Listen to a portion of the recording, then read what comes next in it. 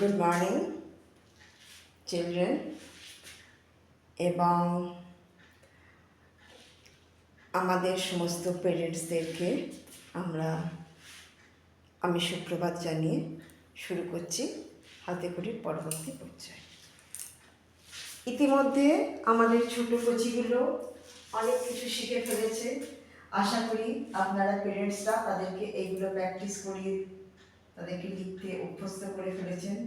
তারা আই শিখেছে, জে শিখেছে, ই শিখেছে, এফ শিখেছে, এল শিখেছে, টি শিখেছে, অ্যান্ড জেড শিখেছে, দেন এইচও তারা শিখে ফেলেছে। ওকে, অনেকগুলো ওয়ার্ড তারা শিখে ফেলেছে।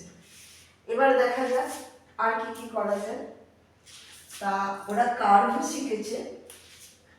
এবারে আমরা একটু স্ট্যান্ডিং লাইনটা নিই, দিয়ে এই কার্ভটা করে দিই। এটা কি তৈরি হয়ে গেল বলো তো ছোট বন্ধু? এটা তৈরি হয়ে যাচ্ছে ডি। ওকে, এবারে দেখো আর একটা উল্টো কার্ভ যদি দিই তাহলে তৈরি হয়ে গেল সি। এবার এই কার্ভটার সঙ্গে এটাকে বাড়িয়ে যদি আরেকটু এরকম করে দিই তাহলে কি তৈরি হচ্ছে? একটা গোল্লা। এই গোল্লাটাকে ইংলিশে হচ্ছে ও। অ্যালফাবেট অনুযায়ী এটাকে বলা হচ্ছে ও। তাহলে সেটাকে আমরা কি সুন্দর করে ও বানিয়ে ফেললাম। এবার ও এর পেটটা যদি আমরা কেটে দিই হয়ে যাবে কেউ।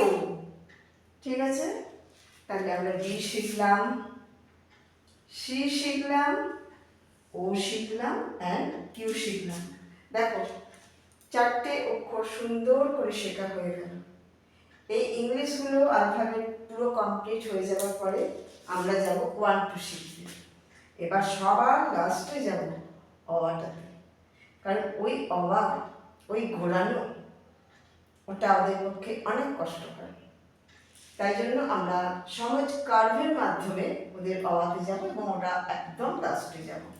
তাহলে আমরা ইংলিশে অনেক কিছু শিখে দিলাম। এখানে ডি কাটা, সিবি কাটা, ও কাটা, কিউ কাটা, এতগুলো জিনিস আমরা শিখে ফেলেছি।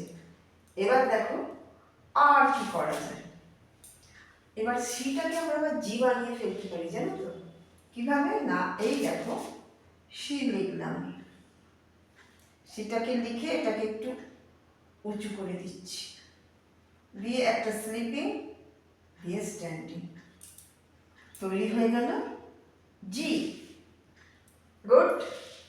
তাহলে এগুলো আজকের জন্য তোমাদের হোমওয়ার্ক। এগুলো প্র্যাকটিস করতে থাকো, তারপরে আমরা আবার নেক্সটে যাব। ওকে।